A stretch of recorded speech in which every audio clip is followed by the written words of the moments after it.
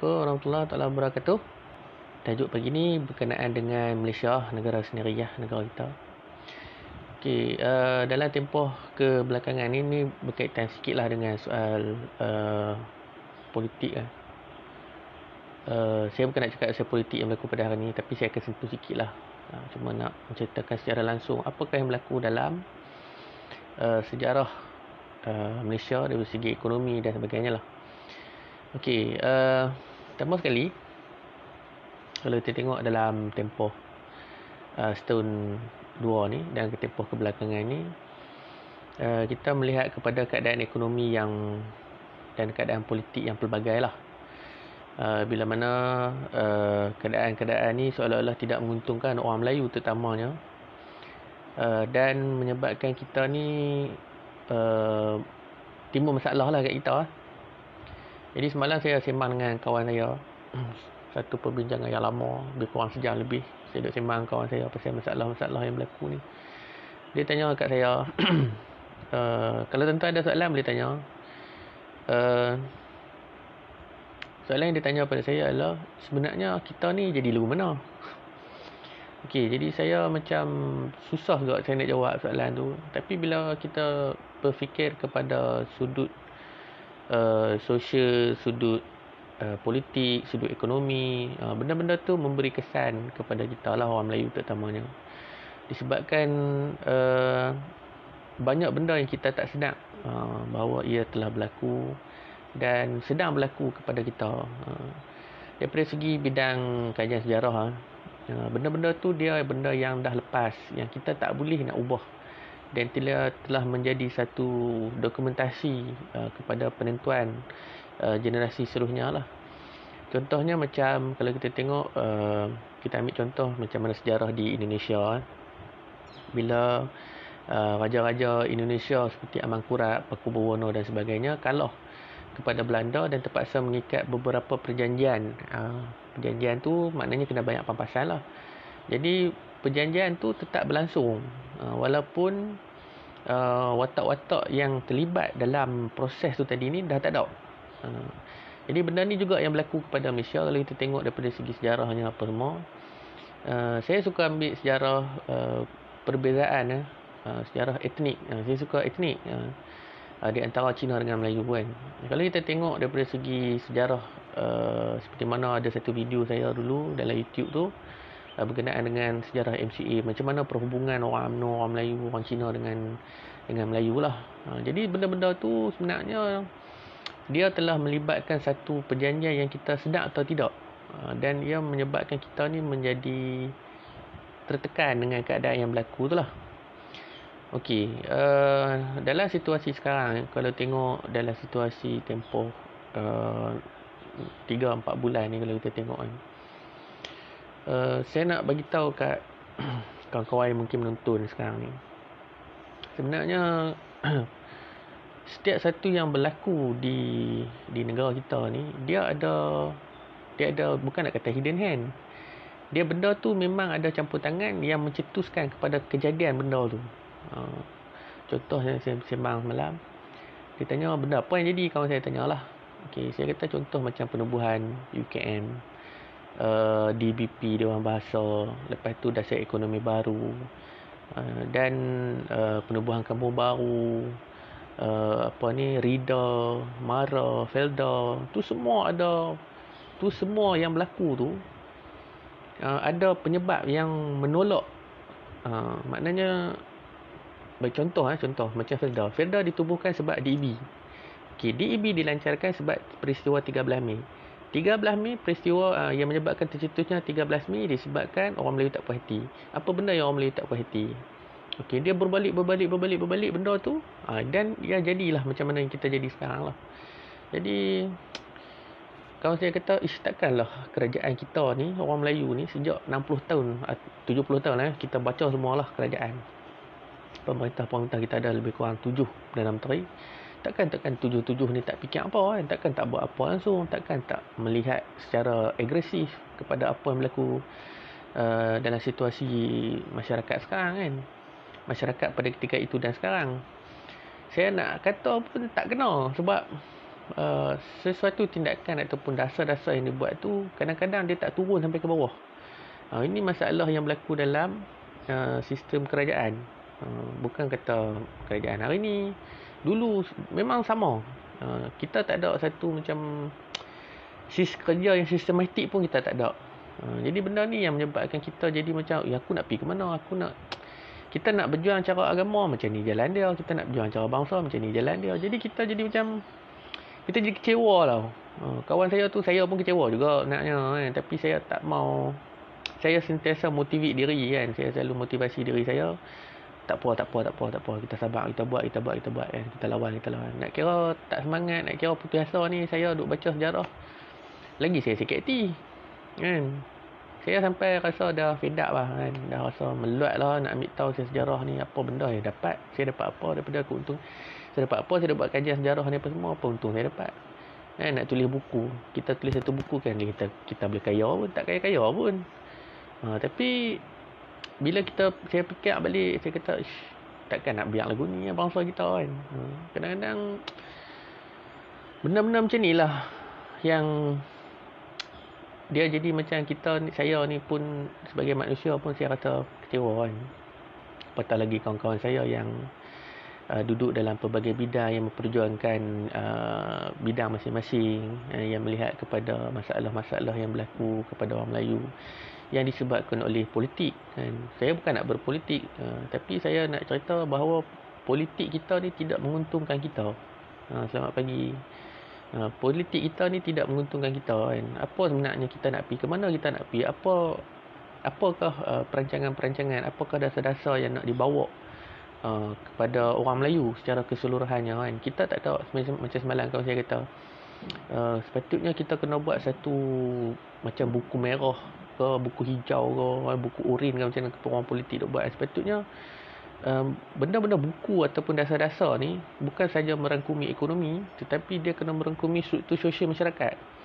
Sebab kita ni orang Melayu, kita duduk kalau ada 4 layer kan, ataupun 4 lapisan. Orang Melayu ni paling ramai dekat baris layer yang pertama, layer yang bawah sekali. Sebab tu dia ada B40, M40, T20 tu kan. Jadi kita ni yang paling banyak dekat situ. Jadi apakah tindakan kerajaan untuk tengok benda ni? Benda ni tak ada. Kalau kita tengok dari sistem politik, saya duk kaji dah masa 3 tahun ni, saya duk parti kelaku seorang-seorang ahli politik. Kita tak kira lah di peringkat paling tinggi sampai peringkat paling bawah, peringkat bahagian lah orang kata kan. Saya pun ada kawan-kawan berpolitik. Saya ada kawan dengan, dekat Facebook saya ada exco, menteri apa semua ada. Tapi saya macam saya hentam saya beli apa kan. Sebab perjuangan kita hari ni bukan berdasarkan kepada nak memajukan orang-orang bandar. Orang bandar dah maju. Perjuangan kita adalah masyarakat desa yang selalunya terabai dan ditekan secara tak langsung. Bukan kita tak tahu, macam orang motong getah. Bapak mentua saya motong getah, kadang dapat, diorang duk cerita dapat bantuan, tak dapat bantuan. Macam lah kita duk cerita saya bantuan, kita duk kecoh saya BPN kan. Berapa ramai yang dapat bantuan? Berapa ramai yang terima benda tu kan? Apakah dia nampak dekat situ dah macam kerja tu tak sistematik. Dia jadi bila politik apa terlampau kalut nak berebut kuasa. Selamat pagi Zul Kamal. Bila kita terlampau nak orang politik kita terlalu nak merebut kuasa, yang teruk kita tau.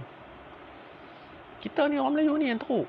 Tapi orang Melayu, orang majoriti saya duk tengok masih lagi tak sedar tentang keadaan-keadaan berlaku. Ni salah parti politik, salah parti tu, salah parti tu. Dia nak salah parti tu satu hal lah. Tapi sebenarnya apa matlamat dan tujuan kita? Saya pernah tanya kat kawan-kawan saya dekat, bukanlah kawan-kawan, kawan Facebook lah friend dengan mereka, bukan tentu kita jumpa mereka. Saya pernah tanya kat mereka, geng-geng yang sekarang ni dah jadi menteri pun ada, yang jadi exco pun ada. Saya kata kat mereka, lah ni hampa nak berjuang apa atas orang Melayu ni? Apa prinsip perjuangan hampa untuk bangsa? Apa prinsip perjuangan hampa untuk agama? Kemana nak dibawa dari kita ni, orang Melayu ni? Kita ni majoriti, kita ni tuan tanah. Kita penguasa di Malaysia. Kemana kita nak bawa bangsa kita? Semua tak boleh jawab. Lelah mereka marah saya. Mereka kata, hang cakap pandai lah apa lama. Tak. Saya kata kat mereka, saya bukan cakap pandai. Saya kaji sejarah. Saya melihat kepada masalah-masalah yang berlaku. Jadi, saya tak mahu benda tu berulang kepada kepada diri orang Melayu, kepada bangsa kita. Sebab benda tu akan bagi kesan. Contoh okey, BPN. Ini bukan nak contoh VPN, tapi contoh yang paling dekat macam tu lah. Contoh macam VPN. Kalau orang lain tak dapat, dengan saya tak dapat. Benda tu dia bagi kesan secara tak langsung. Bukanlah kata saya duk gila dengan nak dapat VPN tu kan. Sebelum-sebelum ni pun BRIM apa saya tak nak ambil pun.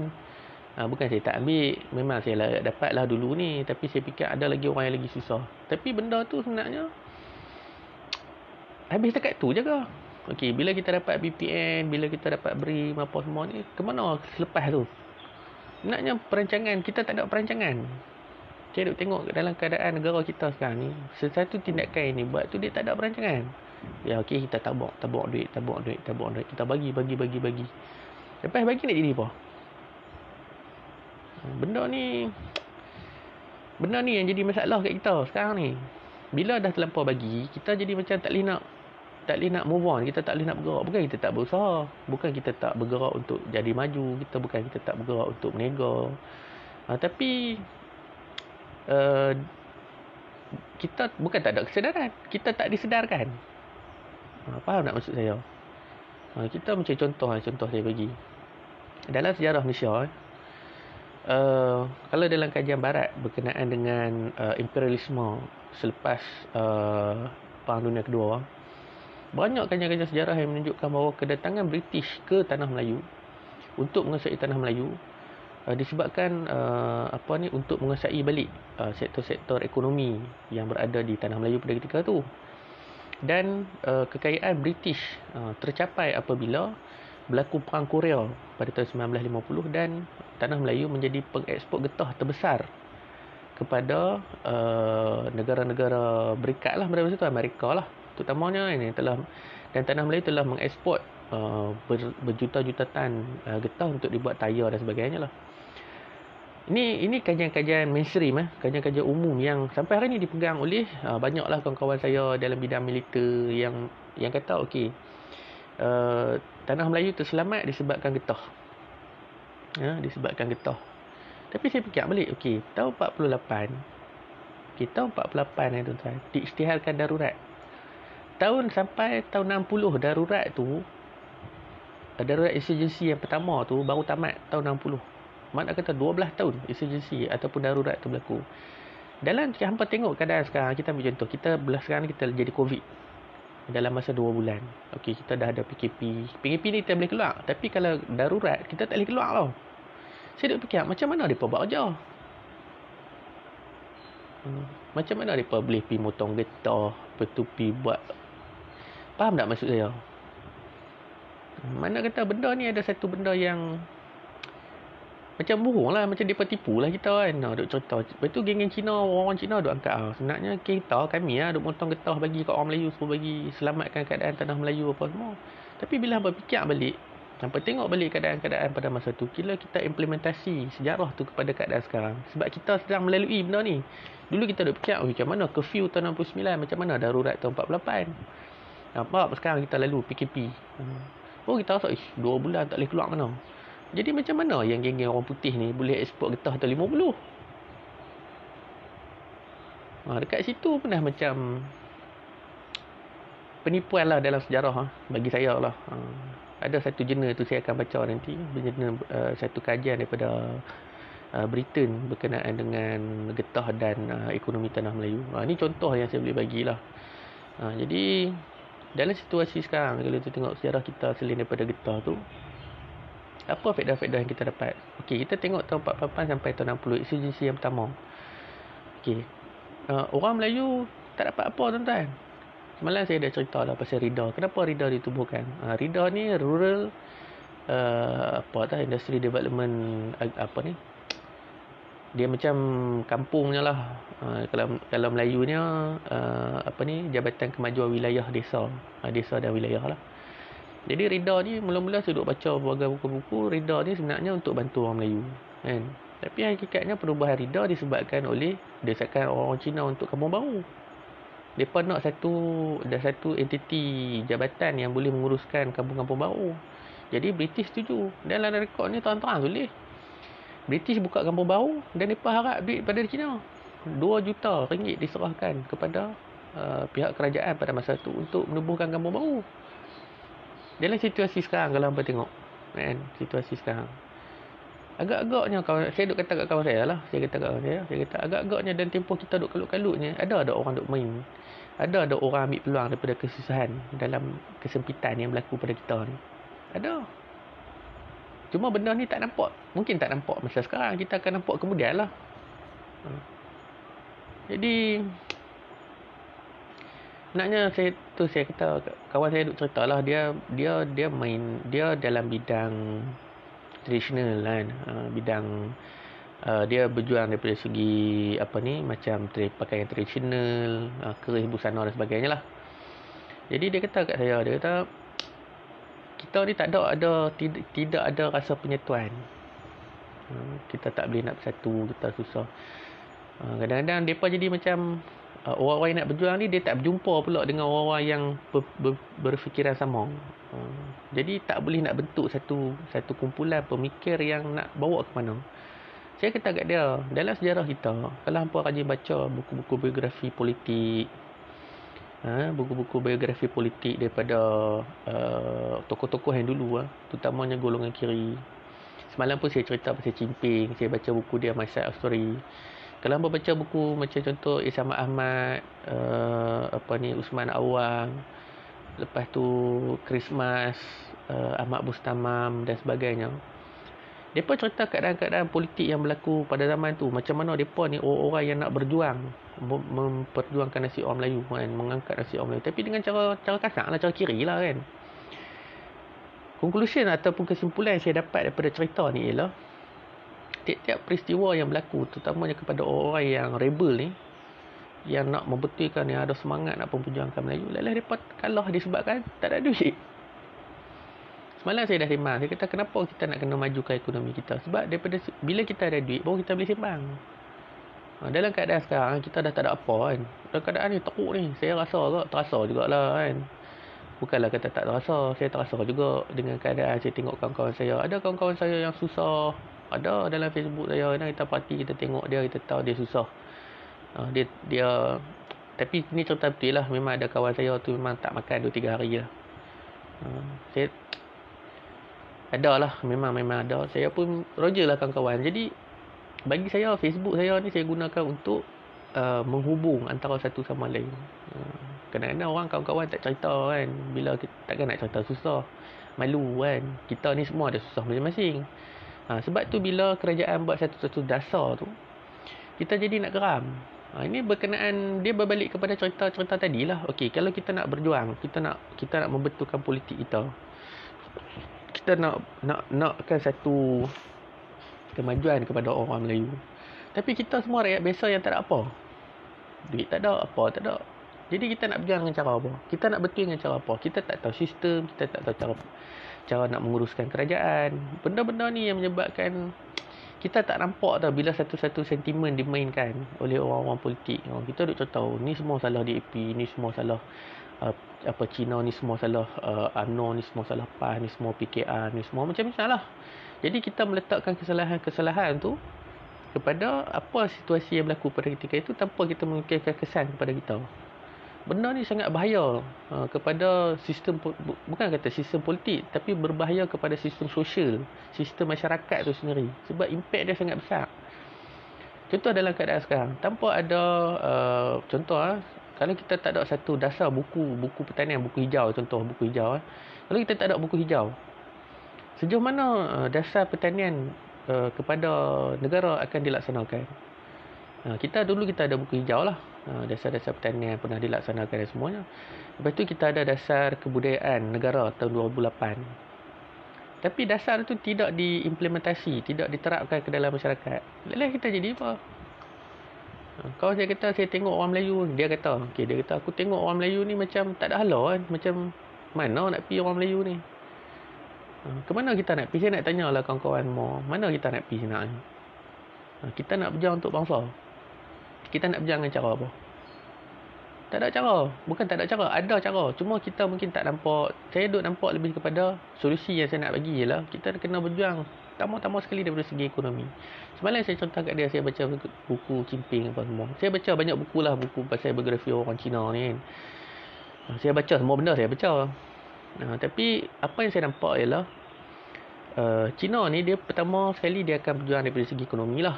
Dia buatlah apa yang boleh, dia akan kerjalah apa yang boleh. Kemudiannya dia akan menceritakan, dia akan ajak anak-anak dia tentang pendidikan. Tuan-tuan tahu tak, pendidikan dekat Malaysia ni bukanlah pendidikan terbaik. Boleh pergi cari kaji tengok level keberapa Malaysia ni. Sebab itu bila ada dasar-dasar perubahan yang nak dibuat dalam sistem pendidikan, kita semua terkejut. Selalu saya dengar ayat orang Melayu tak bersedia, orang Melayu tak bersedia.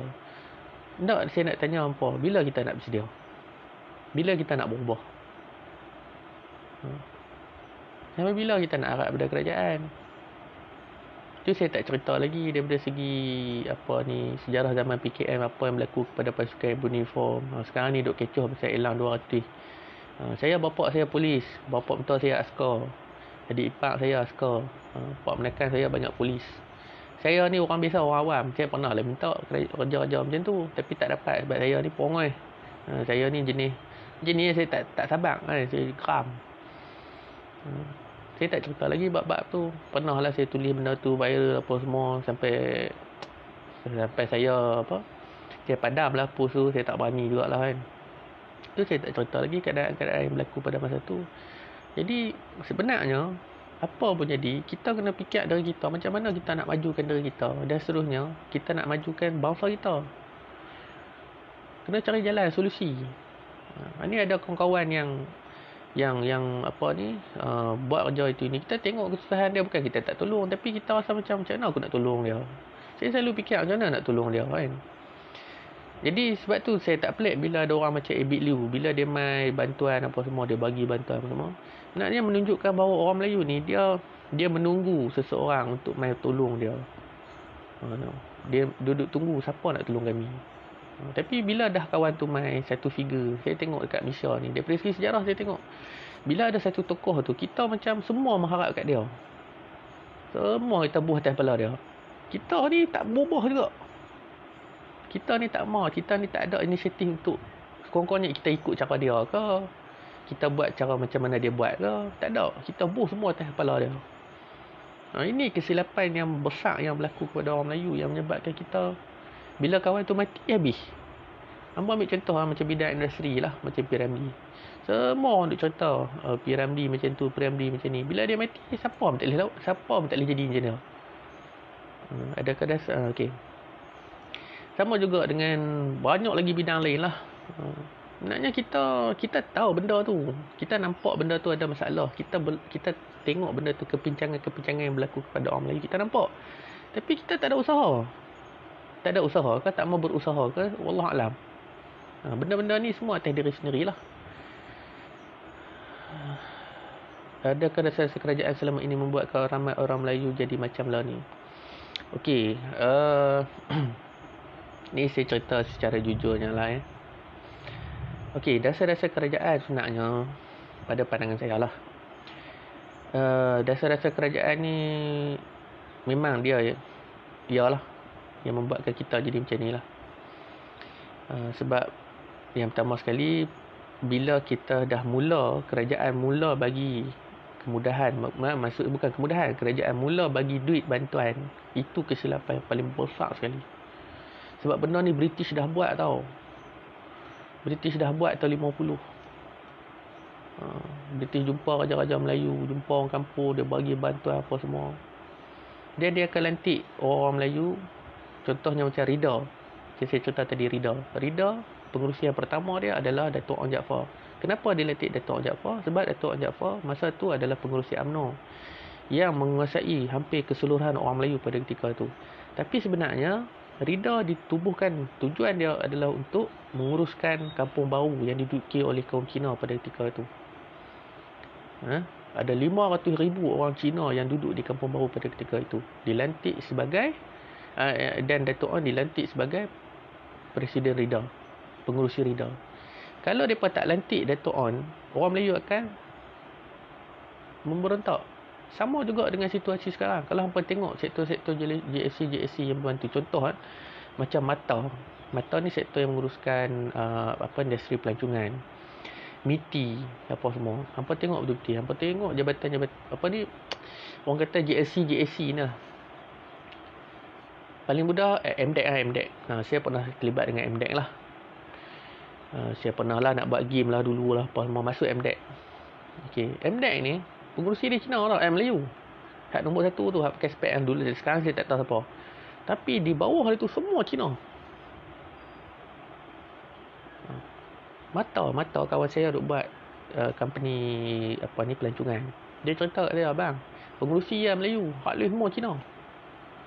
Jadi sebenarnya dasar kerajaan secara tak langsung dia tak memberi kelebihan kepada kita. Dan masalah dia pula, bila kita dibagi kelebihan pada kita, kita tak menghargai. Saya ada kawan yang kerja dekat Kemas. Hampa tahu kan Kemas? Kemas ni bukan dekat Taskar tu. Tapi Kemas ni juga turun kepada masyarakat untuk bagi bantuan. Tekun. Lepas tu pinjaman marah. Hampa tengok daripada 10 yang betul-betul buat pinjaman ni, berapa kerat saja yang berjaya. Jadi orang yang betul-betul nak buat macam kita ni betul-betul nak buat ni. Aku nak nego betul-betul ni kan. Aku ada kesedaran nak buat sungguh-sungguh. Tapi sudahnya kita pun tak dapat. Disebabkan sikap kita. Kita nak mudah kaya, nak mudah dapat kesenangan dan sebagainya lah.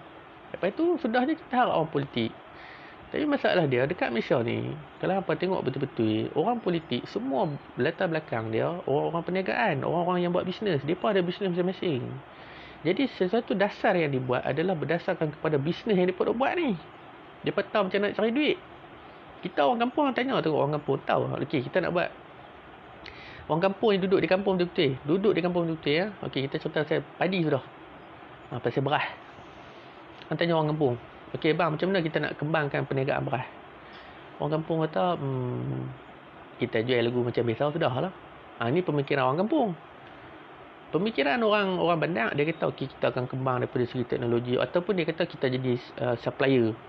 Itu pemikiran orang bandar. Tapi orang yang betul-betul buat perniagaan ni, yang nampak kepada sistem beras tu tadi ni, dia kata okey, kita boleh buat hidroponik, kita boleh tanam dekat rumah, contoh macam Jepun duk buat, kita boleh tanam kat lereng bukit. Jadi otak bisnes ni yang menyebabkan sudahnya depa pudun duit. Ni yang berlaku kat orang politik tau. Sebab orang politik kita bukan main daripada rakyat bawah. Depa tak nampak. Benda ni juga, ni contoh saya bagi ya. Kita ada satu parti politik lah yang selalu memperjuangkan tentang. Saya tak nak sebut, tapi saya kena sebut juga lah. Saya sebut lah. Macam parti PAS. PAS dia memperjuangkan tentang hak orang Melayu. Perjuangan dia adalah masyarakat desa. Tetapi pada satu ketika, pada tahun 68, apa yang diperjuangkan oleh PAS pada ketika itu ialah daripada sudut ekonomi. Apakah bantuan-bantuan ekonomi, apakah dasar-dasar ekonomi yang nak dibawa kepada orang Melayu. Dan Khatijah Siddiq ni sudahnya jadi penulis buku lah. Khatijah Siddiq ni wanita PAS Muslimah. Dia kata okey, kita nak bantu orang Melayu, apakah dasar-dasar ataupun apakah dasar ekonomi yang nak dibawa kepada orang Melayu pada ketika tu. Orang PAS marah. Tak boleh, bukan dia marah, depa tak setuju. Depa kata tak apalah, kita buat benda lain dulu baru kita fikir asal ekonomi.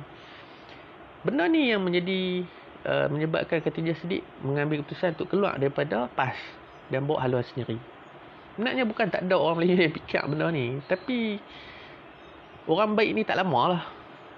Macam Mazli, bukan dia tak fikir benda tu. Kita ambil contoh Mazli to be fair, untuk adil. Dia fikir tentang masalah pendidikan negara, apa sebenarnya nak dibuat, apa sebenarnya nak dipindah. Tapi sudahnya kena getah. Jadi kita rugi sebab kita terlalu mengikut emosi. Orang Melayu ni, orang putih dah habaq dah. Francis Sam kata orang Melayu ni cukup mudah petik, cukup mudah dimainkan perasaan dia. Sangat-sangat senang. Saya kadang-kadang saya fikir saya nak buat live ni pun saya fikir juga, tak isu aku nak cakap apa ni, saya nak cakap apa ni, saya macam tak ada mood kan. Rasa kecewa pun ada, sikit hati semua ada kan. Tapi kalau saya tak cakap, saya rasa macam share kat orang lain, orang kat luar sana yang duk cari jalan macam nak teruskan kehidupan dan sebagainya kan. Yang duk mencari harapan, apa harapan keluarga ni.